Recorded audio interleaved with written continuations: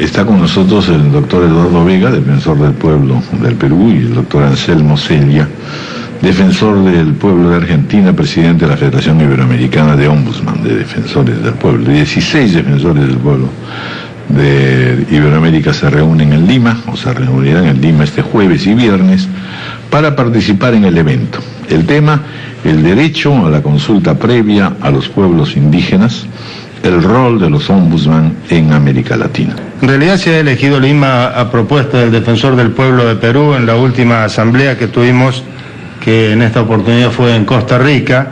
La asamblea de la Federación Iberoamericana decidió aceptar la propuesta de realizar un seminario sobre consulta y que se realizara en Lima, a partir de que Perú sancionó específicamente una ley de consulta que reglamenta el derecho a la consulta establecido en el convenio 169 de la Organización Internacional del Trabajo.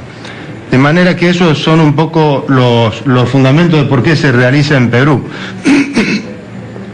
¿Por qué hablamos de consulta? De consulta a los pueblos indígenas, de consulta previa, informada, porque hablamos de participación. Y a eso lo hablamos dentro de un marco muchísimo más amplio, que es el marco del paradigma de los derechos humanos. Digamos, consulta independientemente de las cuestiones económicas o de las problemáticas concretas que traiga aparejada. Nosotros partimos de algunas definiciones claras, como que el derecho a la consulta previa forma parte del paradigma de los derechos humanos. El paradigma de los derechos humanos es un paradigma que abarca muchas materias, pero que fundamentalmente está atravesado por el derecho de las personas y por el derecho de los pueblos a vivir en dignidad y en igualdad. Y todos sabemos, y digo de nuevo, independientemente de lo que ocurra con situaciones puntuales, que en Sudamérica, en Latinoamérica, los pueblos indígenas han sido históricamente excluidos, han sido asimilados, han sido integrados, han sido objeto hasta de genocidios, de los cuales podemos dar ejemplos.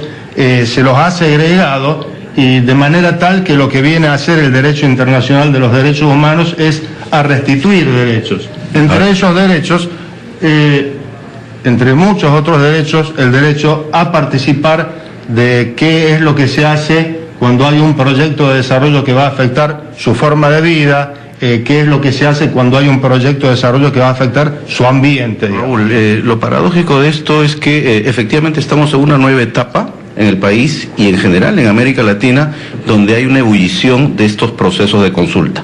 No hay una experiencia acabada, y en el caso peruano lo paradójico es que todavía no hemos desarrollado ninguna consulta sobre algún proyecto específico. Bueno, hay una, ¿no? En las selvas o en un pozo iniciada en el lote 1AB, se ha iniciado, se ha identificado el tema a consultar y los pueblos indígenas, 18 pueblos indígenas a consultar. Es la primera experiencia. Junto con ella, yo comentaba con el señor Guido Lombardi, hay otra también decisión de iniciar un proceso de consulta en Angostura. O sea, estamos, digamos, iniciando y observando cómo se inician estos procesos de consulta.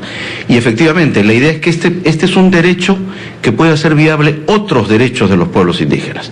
Nuestra Constitución reconoce el derecho a la identidad étnica y cultural y otorga una protección reforzada a los pueblos indígenas. ¿Por qué? Por todo esto que usted muy bien ha señalado, de que hay toda una historia de desatención, digamos, a los pueblos indígenas. Y que continúa. Y que continúa. Y pueden haber 1000 declaraciones, pero eso no ayuda mucho. Y entonces yo creo que la consulta se ubica en el medio de dos tensiones, o de una tensión que nosotros vemos muy clara. Uno, que algunos consideran que la consulta es un obstáculo a las inversiones, y otros que quieren ver a la consulta igual al veto. No, que la consulta es solamente una figura para engañar a los pueblos indígenas, y no, si no nos dan el veto, no hay consulta. Si no es vinculante, si no es vinculante, consulta. Yo creo que en el medio hay una posición mucho más sensata, mucho más razonable, que lo que intenta es rescatar el origen y la razón de ser de la consulta previa, es establecer este diálogo intercultural. ¿Por qué? Porque efectivamente el Estado no ha estado acostumbrado a recoger la opinión de los pueblos indígenas.